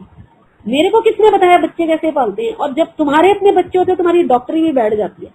और बॉम्बे जैसी जगह में तो कोई डॉक्टर फ्री में भी नहीं बात करता, पैसे तो मेरे पास थे ही नहीं। तो बच्चे तो मैंने इसलिए पाले कि कोई पड़ोस ने कुछ बोल दिया, नौकरानियों ने कुछ बोल दिया, जिसने जो बोल दिया वैसे ही पाल दिया और बच्चे अच्छे खासे पाल। ये गुरुजी के तरीके हैं। आपको किसी चीज को दौड़ने की जरूरत नहीं है, चीज आप तक आ जाएगी। ऐसे मैंने बच्चे पाले। फिर गुरुजी ने जब मैं बेटे के टाइम में प्रेग्नेंट थी and I used to go every week. एक बार मेरे हस्बैंड भी आए हुए थे, वो पीछे कहीं बैठे थे डीजे अंकल के पास, कुछ शब्द वगैरह जहाँ से लगते थे म्यूजिक सिस्टम के छोटे मंदिर में। तो गुरुजी ने मुझसे बोला शशि आंटी घर खरीद। अब मैं ठहरी सर्विस बैकग्राउंड के फैमिली से, हमारे हिसाब से तो जब आप रिटायर होते हो तो उस पैसे से आप घर खरीदते हो। मेरे पेरेंट्स ने तो यही किया था। मैं कहा गुरुजी मेरे पास पैसे नहीं है। तो गुरुजी ने बोला तेरे घर वाले को बड़े पैसे में बुलाओ उनको। मैं गई, मैं बुला के लाई। गुरुजी ने हम दोनों को सामने बिठाया और मेरे से पूछते हैं 10 यदि तनख्वाह कितनी है। मेरे को कुछ आइडिया नहीं, बिल्कुल कुछ आइडिया नहीं। मैं कहा गुरुजी मुझे नहीं पता। कहते तू अद्धी घर वाली है, तो अद्धा हिसाब रखा कर। मैंने ही पलट के बोला, मैं कहा गुरुजी परमात्मा हिसाब रखे है, मैं कौन सा हिसाब रखूंगी। मेरे हिसाब से तो मैंने जवाब दे दिया। बाद में मुझे समझ आया गुरुजी क्या बोल रहे हैं, पर मैं उन वाइज में से कभी भी नहीं रही हूँ जो हस्बैंड से कोई एक पलट के सवाल भी पूछूं, इंक्लूडिंग तनख्वाह, इंक्लूडिंग मनी। नहीं दिया तो नहीं दिया, लेकिन मैं नहीं पूछूंगी कहाँ गए थे, क्या करा, आई एम नॉट इंटरेस्टेड। मैं बड़ी बिंदास जिंदगी जीती हूँ। धीरे धीरे फिर मुझे रियलाइज होने लगा कि गुरुजी मेरे को इतना प्रोटेक्ट करते हैं कि मेरे साथ कुछ गलत नहीं हो सकता। उदाहरण के तौर पे एक दिन मैं बॉम्बे में प्राइवेट कॉलेज में मैं काम करती थी, आई यूज्ड टू ड्राइव। हमारी गाड़ी फिएट सिएना थी which I used to use. तो एक दिन मैं कॉलेज जा रही थी, suddenly I realise on the highway कि मेरी कार की ब्रेक फेल हो गई। तो when I looked at the dashboard तो आई सॉ कि उसका जो टेम्परेचर है वो 8 से ऊपर है। तो औरतों की क्या टेंडेंसी होती है कि हाईवे पे कहाँ खड़ी होंगी, पास ही कॉलेज है, कॉलेज तक ले जाती हूँ। तो व्हाट आई डिड वाज, जिसने मुझे ड्राइविंग सिखाई थी उसने मुझे ये बताया था कि गाड़ी हैंड ब्रेक खींचने से रुक जाती है अंडर ऑल सर्कमस्टांसेस। तो गियर्स को लोअर डाउन करते हुए मैंने गाड़ी की स्पीड रोकी, मतलब did make it in neutral. That was one of the trick which was told to me at the time of driving के लर्निंग में। So I reduced the car speed and I went into the college parking and I pulled the handbrake to stop the car. There were few friends of mine in the car. मैंने उनको बोला तुम लोग यहाँ से हट जाओ। The only thing you are not supposed to do is to open the bonnet. And people told me तेरी गाड़ी में नीचे से आग लगी हुई थी। There were flames under your car. And the only thing I did was to go and open the bonnet and a huge ball of smoke came on. लेकिन मेरे फेस पे कुछ नहीं आया। And the whole thing was fuming. और मैं बड़े उससे मतलब दिमाग नहीं चलता। मैं कार पार्क के अटेंडर को बोला ही कि जब ये स्मोक खत्म हो जाएगी ना तू बॉनेट बंद कर देना। मेरी head of the department I, she saw my car on smoke bonnet open, तो शी आस्क्ड मी शशि तूने अपनी गाड़ी का बॉनेट खुला छोड़ा है। मैं कहा हाँ मैडम, उसमें से धुआं निकल रहा था। तो शी आस्क्ड मी तेरी गाड़ी में पेट्रोल है, और मैं बड़ा बोझ करके हाँ हाँ टंकी फुल है। शी सेड अगर ये कार बर्स्ट कर जाती, it was a time bomb you got inside the premises of the college, कितने लोग मार देती तुम। बाकियों का तो छोड़ो, तब तो मुझे याद आया कि अच्छा मैं भी मर सकती थी। ये गुरुजी। और जब मैंने मैकेनिक बुलाया वो मुझे कहता है मैं नहीं मानता इस गाड़ी में आग लगी क्योंकि गाड़ी में कोई नुकसान नहीं है। मैंने कहा 50 लोगों ने देखा है, तू उनसे मतलब मैं क्या बोलूं तेरे को। कहता है इसकी तो वायर भी नहीं मेल्ट करी है। फिर वो गाड़ी लेके गया। 15 दिन के बाद मुझसे कहता है इसका कूलेंट का पंप फेल हो गया था, तो coolant was not circulated. But I don't believe कि गाड़ी आग में गई। एक दिन किचन में मैं खाना बना रही थी, प्रेशर कुकर फट गया और फिर भी मेरे को कुछ नहीं हुआ। दिस इज गुरुजी, मौत टालते टालते। The worst scenario happened in 2014। Before I come to that, 99 2000 की बात है, नहीं 2009 में, हाँ इट वाज 2009 जुलाई एंड। मेरे मदर इन लॉ यूएस से वापस आए and she called me and we were talking about Guruji. तो मैंने उनको बताया, मैंने कहा उस दिन मैं ऐसी लेटी हुई थी और गुरुजी का कैलेंडर टंगा हुआ था, वो जो रघुराई जी का बड़ा सा कैलेंडर है। I was staring at that calendar when Guruji told me Shashi aunty उठ लंगर बना। और मैंने फट से गुरुजी से पूछा गुरुजी संगत कितने है। तो गुरुजी कुछ नहीं बोले, वो फोटो में वापस अपने स्वरूप में चले गए। तो मेरे को समझ नहीं आया, लेकिन शाम तक अरविंद के colleague who are also Guruji's Bhagat, they told me they want to come over because they are very depressed and they want to do some satsang with me. मेरे को तो समझ आ गई कि गुरुजी ने संगत भेज दी है। तो मैंने सब, मेरा हस्बैंड कहने लगा मैं बाहर से खाना ले आता हूँ। मैंने कहा नहीं, मैंने उसको कुछ नहीं बताया कि गुरुजी ने दर्शन दिए हैं। मैंने सब्जी बनाई, दाल बनाई और चपाती बनाई, क्योंकि गुरुजी का लंगर तो हमेशा सिंपल, कोई ज्यादा पकवान नहीं। तो when they came and we served चाय प्रसाद, then they told me कि हम हर बार तेरे घर से खाना खाते जाते हैं, इस बार नहीं खाएंगे। Then I came out, मैंने कहा गुरुजी ने दर्शन दिए हैं, आप संगत हो। The only thing is कि मैंने चपातियां बना के रखी हैं। Let us be honest, मैंने गिन के नहीं बनाई है और हम गिन के नहीं खाएंगे। जिसने जितनी खानी है वो कैसरोल से चपाती निकालेगा। And we will see, अगर ये लंगर है ये खत्म नहीं होगा। और exactly the same thing happened. Nobody knows how many they ate, but there was still one chapati left. तो मैंने अपनी मदर इन लॉ को ये नरेट किया। मम्मी ऐसे ऐसे हो गया। तो शी टोल्ड मी तेरे को समझ नहीं आ रहा, Guruji is telling you to start the sangat in Bombay. मेरे को लगा ले मेरी मदर इन लॉ को बड़ा शौक है मेरे से रोटियां बनवाने का। मैं कहा नहीं गुरुजी कुछ और इशारा दो, क्योंकि ये बहुत बड़ी जिम्मेदारी है। गुरुजी की महासमाधि के बाद तो मैं कभी गई नहीं दिल्ली, मुझे पता ही नहीं कि संगत कैसे होती है। और गुरुजी के टाइम में जब लंगर खाया तो वो याद ही नहीं आ रहा कि क्या खाया, कभी याद ही नहीं आ रहा मेरे को। मैं कहा नहीं गुरुजी ये तो मदर इन लॉ अपना कुछ पॉलिटिक्स खेल रही है, नहीं कुछ और संगत का इशारा दो, क्योंकि हम ही गुरुजी से बोलते हैं ना प्रूफ दो, ये तो हमारी आदत है। और सोचो बहुत पुरानी संगत, एक Sethi uncle, Gopal Sethi uncle suddenly ही कॉल्ड मी। मैंने कहा अंकल आपने क्यों कॉल किया? कहते मेरा फोन खो गया था, पुराना फोन मिल गया, उसमें तेरा नंबर मिला। तो मैंने उसे बोला अच्छा इसका मीनिंग बताओ, ऐसे ऐसे हुआ। देन ही आल्सो इंटरप्रेटेड कि गुरुजी ने तेरे को बोला है कि बॉम्बे की संगत शुरू कर, माया की नगरी है, किसी को नहीं मिली, तेरे को मिली है। अब मेरे तो हाथ पैर भूल गए कि ये संगत कैसे करते हैं। तो मैंने कड़ा प्रसाद कैसे बनाते हैं, मैंने तो सिर्फ खाया, मैंने बनाने की तो कभी सोची नहीं। फिर मैं गई नीचे मोहल्ले में, क्योंकि हम फ्लैट्स में रहते थे, मैंने नीचे पूछा तो जैसे वो काफी सारे गुरुद्वारे के लोग थे, नहीं हम आके बना देंगे, हम आके बना देंगे। तो मैंने कहा अच्छा ठीक है। उस दिन जिस दिन 15 अगस्त की हमने रखी, क्योंकि छुट्टी होती है, 15 अगस्त को 2009 को मैंने सबसे पहली संगत की। उस दिन जब सुबह से डिसाइड हुआ कि सब लोग आएंगे, कोई चपातियों में हेल्प कराएगा, कोई कड़ा प्रसाद में, मेरे को तो कुछ आइडिया ही नहीं था। और इतनी बारिश हुई कि नेक्स्ट बिल्डिंग से लोग नहीं आ पाए, लिफ्ट के लॉफ्ट में शाफ्ट में पानी भर गया। मुझे तब समझ आया कि गुरुजी ने बोला शशि आंटी लंगर बना, क्योंकि मेरे को यह भेद नहीं पता था कि लंगर हर किसी के हाथ से नहीं बनता, लंगर भी गुरुजी की आज्ञा से सेवा लगती है। फिर मेरे को लगा अब तो दिन निकल जाएगा, लंगर बनेगा नहीं। मैंने धीरे धीरे जो भी कुछ अपना बनाया, और 1 बजे जब सारा लंगर बन गया एक्सेप्ट चपातियां, तब लोग पहुंचे। जो भी मुझे समझ आया सुनकर मैंने कड़ा प्रसाद बनाया, और मैं सारा दिन गुरुजी लंगर का टेस्ट ठीक कर देना, क्योंकि लंगर आप चख नहीं सकते, गुरुजी आप ठीक कर देना, बदनामी आपकी है, मुझे क्या पता, आप ही बताओ। फिर चपातियां बनी, शाम को संगत हुई, and langar was as usual very tasty. फिर नेक्स्ट कब करनी है, क्योंकि ये तो शुरू करनी पड़ गई। तो जब मैं खड़े होके, मतलब people were asking me Shashi दोबारा कब करेगी, तो मेरे मुंह से निकला first Saturday of the month. Then I realize कि चंडीगढ़ में दीपेंद्र आंटी के पास गुरुजी ने सेम संगत दे रखी है, गुरुजी बुलवा गए। तो every month first Saturday of the month I do the संगत। अब ये मतलब ये अलग बात है कि जब होने लगे तो उसमें भी लोग, कुछ लोगों का ये कि तू घी बहुत लगाती है चपातियों में, हाथ गंदे हो जाते हैं। तब मुझे याद आया गुरुजी कहते थे संगत में भयानक रूप भी है। मैं तो चलो ठीक है जैसा भी है। तो Bombay I did 2009 August I started, every month there used to be a sangat. 2009 के एंड में मेरे को नौकरी में बड़ी तंगियां हो रही थी। I was working for a private medical college. जब गुरुजी ने एक दिन दर्शन दिए और मेरा हाथ पकड़ के मुझे कहीं लीड करा, तो मुझे समझ नहीं आया गुरुजी मुझे कहाँ ले जा रहे हैं, बस इतने ही दर्शन मुझे मिले। And 2010 20th January 2010 I got selected for assistant professor in JIPMER.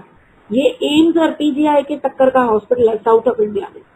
Unbelievable thing, जब मेरी इंटरव्यू हुई थी तो मेरे आगे और मेरे पीछे 2 इंटरनल रोल नंबर्स थे। We were 18 candidates. 18 कैंडिडेट्स में कितनी पॉसिबिलिटी है कि 3 कंसेक्यूटिव कैंडिडेट सिलेक्ट होंगे। And this is how Guruji change the result. जब मैं इंटरव्यू के लिए गई थी तो मैंने 4.5 साल घर बैठ के सिर्फ अपने बच्चे पाले थे, मैंने कोई पढ़ाई नहीं की थी, लेकिन मेरी इंटरव्यू गुरुजी ने बुलवाई और मेरी सिलेक्शन हो गई। जब मेरी सिलेक्शन हो गई तो लोग मेरे पीछे पड़ गए, तूने किसकी जान पहचान या किसको पैसा खिला के, सरकार में नौकरी कब लगती है, जब आपकी जान पहचान हो या आपने पैसे खिलाए हो। और मेरे दोनों आंसर नो थे। और मेरी एज आप सोचो, सरकार में, भारत सरकार की नौकरी 43 पे लगी मेरी, कोई नहीं लगती, सारे रूल्स बेंड हो गए। और 43 पे आई गॉट इनटू गवर्नमेंट जॉब। मेरी बड़ी ख्वाहिश थी कि गुरुजी मेरी भारत सरकार की नौकरी, क्योंकि वो एक नौकरी है जिसमें आप अपने आराम से काम कर सकते हो अगर आप करना चाहो। प्राइवेट में आप बिल्कुल नहीं कर सकते। I was really fed up, और वैसे भी गुरुजी ने मना किया हुआ था। Finally I got into JIPMER, we relocated to Pondicherry. अब जब मैं यहाँ पर आई तो मैंने गुरुजी से मन ही मन बोला, मैंने कहा गुरुजी अब तो संगत नहीं होगी, साउथ इंडियंस के बीच में चावल खाने वाले, गुरुजी की संगत में तो चावल चलता नहीं है। मैंने गुरुजी यहाँ तो नहीं होगी। तो गुरुजी ने फिर दर्शन दिए और गुरुजी मुस्कुराए और मुझसे कहने लगे नहीं नहीं लोकानु मेरे बारे में दसी। तो मैंने कहीं गुरुजी को बोला, मैंने कहा गुरुजी मेरा मन नहीं करता। तो गुरुजी ने मेरे पीठ पे मुक्का मारा, कहते हैं मन की चची, और गुरुजी अंतर्धान हो गए। But surprisingly when I started here, यहाँ भी संगत हो गई और काफी लोग आते थे। जबकि south Indians are very particular, अगर ये लोग कुछ चाहते नहीं है तो ये खाते नहीं है।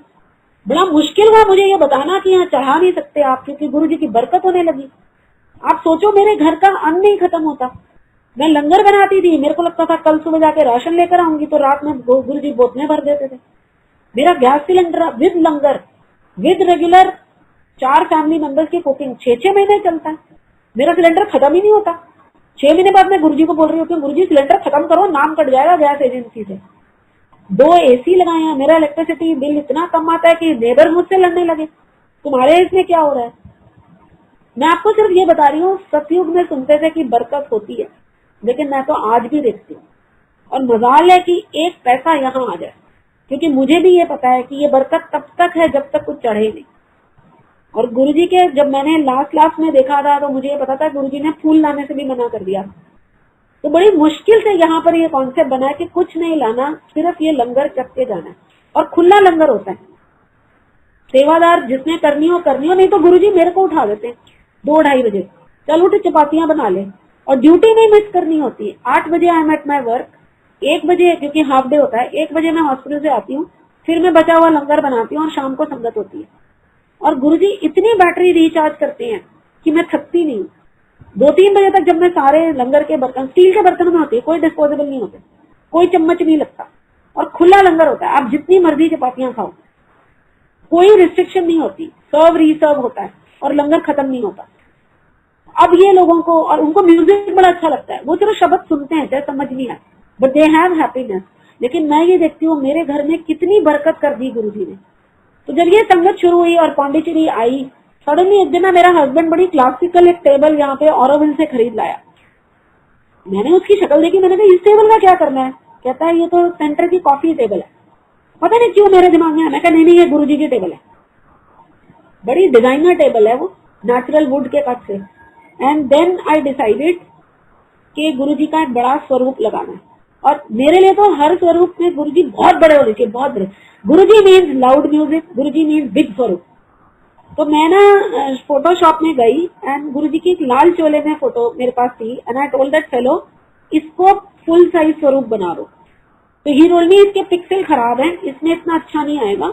एंड ही मेड वन स्वरूप, जिसमें मेरे को मतलब वो मेरा मन नहीं था, लेकिन आई स्टिल टुक इट कि गुरुजी हर रूप में है लेकिन लाल वाले नहीं है। उसने वो बनाया, उसने टेम्पो करा, फुल माउंटेड गुरुजी का लाइव स्वरूप घर में लगाया। फिर मैंने उसे वॉल माउंट कराया। 2013 या 14 में जब मैं बड़े मंदिर आई और मैं मेन हॉल में घुसी, वो एग्जैक्टली वही स्वरूप था जो बड़े मंदिर में लगा। आई वॉज सो शॉक्ड कि गुरुजी आपने तो सेम कर दिया जो बड़े मंदिर में है। तो मुझे लाइनों में खड़े, क्योंकि मेरे ना एक्चुअली हार्ट अटैक हो गया,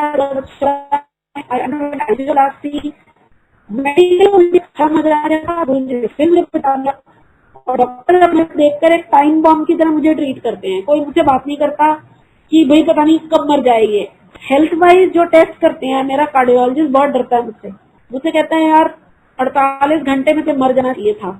8 महीने के बाद उसने मुझे टेस्ट किया कि हमने जो तेरी एंजियोग्राफी की है वो हमें पता था कि वो सक्सेसफुल नहीं होगी, लेकिन तू करनी क्या कर रही है। And I did not learn with any complication. मुझे खांसी हो रही थी, जो डॉक्टर्स ने ट्रीट करने की कोशिश की, 5-6 दिन तक मैं सोई नहीं, खांसती रहती थी। तो एक दिन एक जना तंग आ गया, मुझसे कहता अपना ईसीजी करा। मैंने ईसीजी कराया तो टेक्नीशियन मुझसे कहती है मैडम हार्ट रेट थोड़ी ज्यादा है, 120 है। मैंने कहा 120 है? तो कहती है 100 तो नॉर्मल होती है, आजकल स्ट्रेस बहुत है लाइफ में। मैंने भी अपने डॉक्टर के पास गई कि 120 की हार्ट रेट है। उसने कहा इको करा। वो डॉक्टर मुझे बाद में बोलता है मैंने तो देखो सिर्फ चलाने के लिए बोला था कि कुछ तेरे को बिजी रखूं, नहीं तो मेरा सिर खा रही है। मुझे भी नहीं समझ आ रहा, लेकिन जब बोला इको का कार्डियोलॉजिस्ट ने कि हार्ट चलिए और तो लोगों ने उसे पूछा, जो उसने फोन करा हेड ऑफ द डिपार्टमेंट को, तो हेड ऑफ द डिपार्टमेंट को लगा इसका दिमाग खराब। वो पूछता है पेशेंट जिंदा है कि मुर्दे पे कर रहा है? कहता नहीं पेशेंट जिंदा है। सारी कार्डियोलॉजी की टीम इकट्ठी हो गई। 32% ejection fraction. I was in heart failure with pulmonary effusion, lungs में पानी भरा हुआ। That was the reason I was suffering. तो I was suddenly hospitalised in my own hospital और मेरे को सारा पानी निकालते निकालते मेरी हालत हो गई। और उसके बाद मेरी स्टेंटिंग हुई। स्टेंटिंग जब कर रहे थे तो मुझे कहने लगे तेरी कॉरोनरीज में घी और तेल का दाग नहीं है, जो उन्होंने सोचा था कि तू पंजाबन है तो घी का ब्लॉक होगा। ब्लड क्लॉट था, लेकिन कोई हिस्ट्री नहीं, कोई टेस्ट पॉजिटिव नहीं कि ब्लड क्लॉट क्यों हुआ। They had nothing to offer, तो उन्होंने एक स्टेंट डाल दिया। और उन्होंने मुझे बोला हम 2 स्टेंट लेके जाएंगे, क्योंकि दूसरी कॉर्नर में ब्लॉक है और 6 महीने पहले भी तेरे को हार्ट अटैक हुआ। तो लगा और कोई ऑपरेशन कर दिया, बताया भी नहीं। और वही हुआ, जब उन्होंने फ्लो सारी स्टडीज करी तो पुराना जो हार्ट अटैक का जो क्लॉट था वो खुल चुका था। तो मुझे लगा चलो एक कार्डियक वेसल में गुरुजी की सर्जरी, एक में डॉक्टरों की सर्जरी। उसमें स्टेंट नहीं पड़ा क्योंकि वो नियरली नॉर्मल थी, उसमें कोई फ्लो रेजिस्टेंस नहीं थी। तो मेरे एक स्टेंट पड़ा और जिंदगी बदल गई। I have been on huge medication. और मैं तो अभी भी जब एरोप्लेन में ट्रैवल करती हूँ, I have to take a wheelchair, I am not allowed to lift a weight. And मेरे कार्डियोलॉजिस्ट ने 1.5 साल के बाद मेरा इको करना बंद कर दिया। मुझसे कहते जब टेस्ट करता हूँ तो तू मरी हुई दिखती है, लेकिन जब तुझे देखता हूँ तो तू लड़ने को भी आती है। मुझे नहीं पता कैसे तू जिंदा है। और गुरुजी ने, आप सोचो, मेरा इतना गंदा, इतना जब लो हार्ट का फ्रैक्शन हो जाता है ना तो बहुत ऑर्गन डैमेज हो जाते हैं, इंक्लूडिंग ब्रेन एंड किडनी। पर मेरी नहीं होने दी, ब्रेन तो ठीक है। और अब जब मैं चलती हूँ या मतलब मुझसे अभी थोड़ी मेरी लिमिटेशन है, मैं स्लोप नहीं चढ़ सकती, मेरी सांस फूल जाती है, मैं नीचे से अपने आप को गैदर नहीं कर पाती हूँ। अगर मैं स्क्वाट करके बैठ जाऊँ मुझे पकड़ के उठाना पड़ता है। There are certain limitation, but otherwise मेरी लाइफ बहुत अच्छी है, मेरी हेल्थ बहुत अच्छी है। जब मेरी ये हार्ट फेलियर हुआ था तो मेरी ब्लड शुगर 500 से ज्यादा और HbA1c 17 था। इतनी मैसिव डायबिटीज मुझे हुई थी। लेकिन एक बार गुरुजी ने मुझे कहा था, मैंने तेरे को इतना ब्लेस करा, तेरे को कोई बीपी शुगर नहीं है। मेरे को इंसुलिन के इंजेक्शन लगने लग गए। और कोई भी आदमी जिंदगी में टाइप 2 डायबिटीज में अगर इंसुलिन थेरेपी पे चला जाता है वो मर जाता है, लेकिन इंसुलिन नहीं छूटती। 10 महीने मेरे को इंसुलिन इंजेक्शन लगे, पर मेरे डॉक्टर्स कन्विंस थे कि तू इतनी बेकार डायबिटिक नहीं है। They repeated all my test और आप सोचो मेरी इंसुलिन हट गई और मैं टैबलेट्स पे आ गई। फिर वो टैबलेट्स थे, पर अब मैं 1.5 टैबलेट खाती हूँ रोज। ये डायबिटिक मुझे याद है एक बार 2099 में शायद बिफोर आई हैड माय काम, गुरुजी RR में मेरे इन-लॉज के पास आए। मैं लंच खा के जा चुकी थी हॉस्पिटल वापस, और गुरुजी ने मेरे मदर इन लॉ को बोला कल सुबह शशि को लेकर छोटे मंदिर आना। तो 7 बजे मैं, मेरे फादर इन लॉ और मेरी मदर इन लॉ छोटे मंदिर में गए। मुझे गुरुजी का कमरा बड़ा लाविश कमरा है, गुरुजी तो बड़ी लाविशली रहते हैं। उस दिन पहली बार जब मैं उस कमरे में गई तो मैंने देखा गुरुजी तो एक सोफे पे, वो अजीब सा सोफा, वो लाविश बेड पे नहीं थे, वो एक सोफा था जिसपे गुरुजी चादर ओढ़ के लेटे हुए थे। तो जैसे ही हम लोग अंदर गए गुरुजी उठे, हम लोग नीचे बैठे और एक और कोई आर्मी के डॉक्टर आए। तो गुरुजी ने सेवादार को बोला चाय पिला दो। चाय प्रसाद आया और गुरुजी ने उस डॉक्टर को बोला कि वो मेरे को इंसुलिन लगा दो। मैंने देखी और सूखी लकड़ी थी। मैं इतना देखते कि गुरुजी आपको तो मेरे को ऐसा, आप इतना और आपके इतना नहीं है, चूल्हे के नीचे कुछ नहीं हो जाता।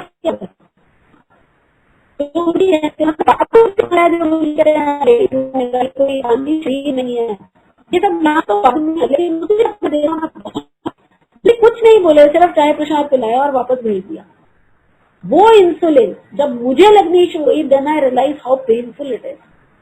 और मुझे शर्म भी आती थी, गुरुजी आप अपने पे मत लो, लेकिन मुझसे भी नहीं होते। दिन में 4 इंसुलिन इंजेक्शन, और गुरुजी ने हटा दिए।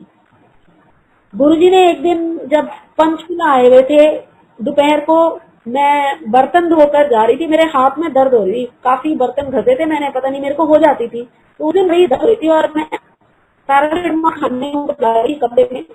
जब मैं हस्बैंड के गुरुजी ला, गुरुजी एक कमरे में थे बेडरूम में, एंड जैसे ही मैं अंदर आई गुरुजी ने मेरे को अपना हाथ दिया, मुझसे कहते चल हाथ दबा। मैं रो पड़ी, मेरे हाथ में इतनी दर्द हो रही थी। मैं कहा गुरुजी मैं नहीं कर सकती। गुरुजी ने कहा नहीं नहीं दबा तू। मैं कहा क्या हो गया? मैंने कहा गुरुजी हाथ में बड़ी दर्द हो रही है। गुरुजी ने मेरा हाथ पकड़ा और कहते कहाँ दर्द हो रही है, और दर्द चली गई। तो नॉलेज हमारा दिमाग 10 साल के बाद मैं एक शब्द सुन रही थी जिसमें व्याख्या में था कि अव्वल तो गुरु हाथ नहीं पकड़ता, जे गुरु हाथ पकड़ लेवे तो कितने कुल और कितनी पीढ़ियां निपटा देता है। और हम सोच रहे गुरु जी ने हाथ पकड़ा दर्द दी। तो गुरु जी के गुण मतलब चाहे वो बोलते एक मजाक की तरह थे, लेकिन उसको समझ आना, उसको कभी अपने आपको समझ आना भी उनकी देन है। और सालों साल बाद अगर होएगी तो समझ आएगा। मेरे साथ ऐसे बहुत इंसिडेंट्स हुए। एक दिन गुरुजी, मैं तब तो 7 दिन लगती थी छोटे मंदिर में संगत। गुरुजी मुझे कहते हैं, सास की दुखी सौरिया दी प्यारी शशि आंटी हमारी। मेरे साथ जो आंटी थी वो बड़ी जोर से हंसी, कहती है शशि तेरे को ना सर्टिफिकेट मिल गया, तू सास की दुखी है। हम मेरे को भी लगा चलो गुरुजी ने मुझे हिंट दिया है कि चलो घर में मुक्का लगा तो रहता है। हाँ देखो शब्द है, मेरे को भी 10-12 साल के बाद वो शब्द सुना मैंने, मेरी मत बोहरी मैं राम बिसारे। उसमें सास की है, सास है दुनियावी झगड़े, ससुर की है उसी ने तो ये माया बनाई है।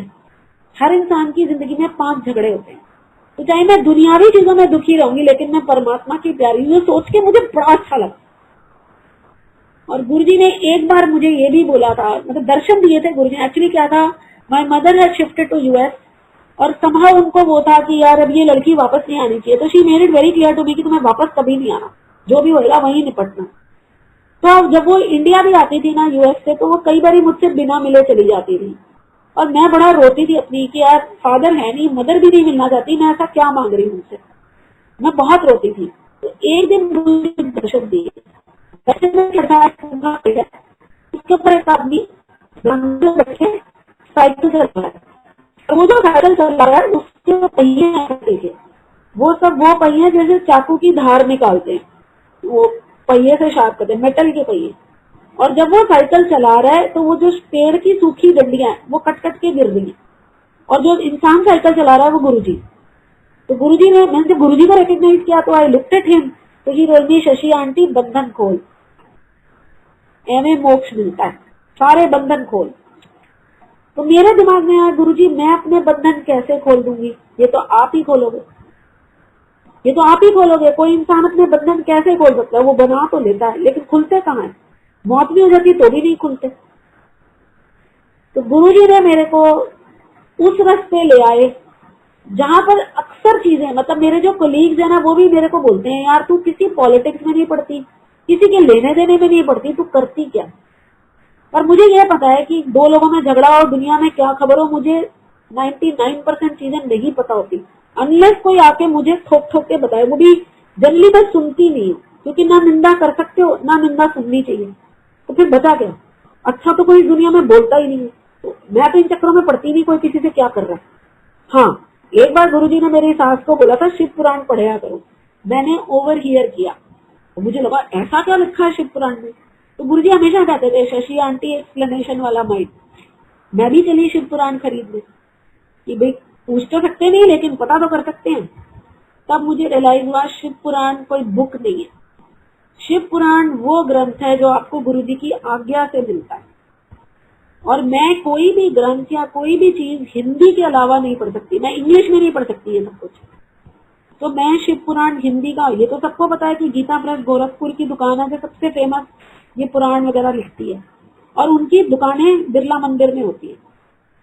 बॉम्बे में तो मुझे बिरला मंदिर का कुछ पता नहीं है भी कि नहीं मुझे नहीं पता। मैं हर बार जब दिल्ली आती थी मैं बिरला मंदिर की दुकान जाती थी और समा वो शिव पुराण नहीं मिलता था। 1.5 साल हो गया मुझे ढूंढते ढूंढते, मुझे नहीं मिला।